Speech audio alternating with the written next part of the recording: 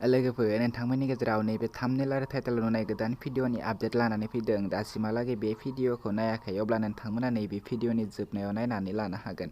Hello लोगोफोर, नोंथांमोननि गेजेराव आरोबाव मोनसे गोदान भिडिअ आपडेट लानानै फैदों। बे गोदान भिडिअनि फुल आपडेट मिथिनो थाखाय बे भिडिअखौ स्किप खालामालाखिनो जोबजासिम नायनो नांगोन। आसा खालामो लोगोफोर नोंथांमोना नैबे भिडिअखौ जोबजासिम नायगोन आरो दासिमहालागै आंनि बर' इउटुब चेनेलखौ साबस्क्राइब खालामाखै अब्ला चेनेलखौ साबस्क्राइब खालामनानै होगोन, भिडिअखौ लाइक शेयार कमेन्ट खालामनानै गालांगोन। लोगोफोर दिनैनि बे गोदान भिडिअनि टाइटेलानो जादों आंहा नस्थ'। बेयो मोनसे रमान्टिक कमेडि शर्ट बड' फिल्म। लोगोफोर नायनो थाखाय बिथांमोननि इउटुब चेनेलाव थांनो नांगोन। नैबे भिडिअखौ जोबजासिम नायला, आं बिथांमोननि इउटुब चेनेलखौ लास्टआव स्क्रिनाव बुंनानै होगोन। नैबे भिडिअनि कास्टिंफोरानो जादों सुबर्णा बसुमतारी, प्रेक्टिकेल बसुमतारी, भाग्यबती मुसाहारि, देबती बसुमतारी। बिथांमोना नैबे भिडिअखौ फुलै आपल'ड खालामनानै होलांबाय। नोंथांमोना दासिमहालागै नायाखै अब्ला नायनानै लादो।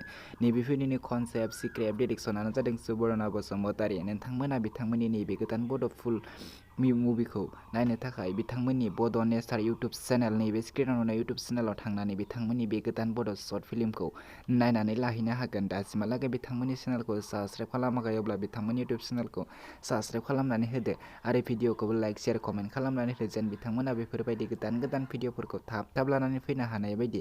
लोगोफोर बिदिब्ला दिनैनि बे गोदान भिडिअनि गुसुं आपडेटआ बेखिनियानोसैमोन। आंनि चेनेलाव बेफोरबायदि गोदान गोदान भिडिअफोरनि आपडेट मोनबाय थानो थाखाय चेनेलखौ साबस्क्राइब खालामनानै बेल आइकनखौ क्लिक खालामनानै लाखिब्लानो जाबाय।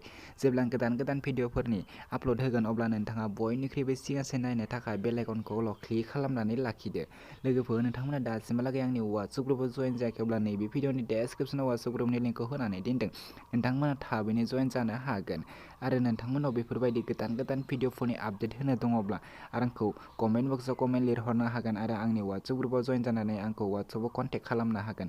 नेक्स्ट भिडिअनि आपडेटखौ नोंथांमोननि गेजेराव थाबैनो लानानै फैफिननो नाजागोन।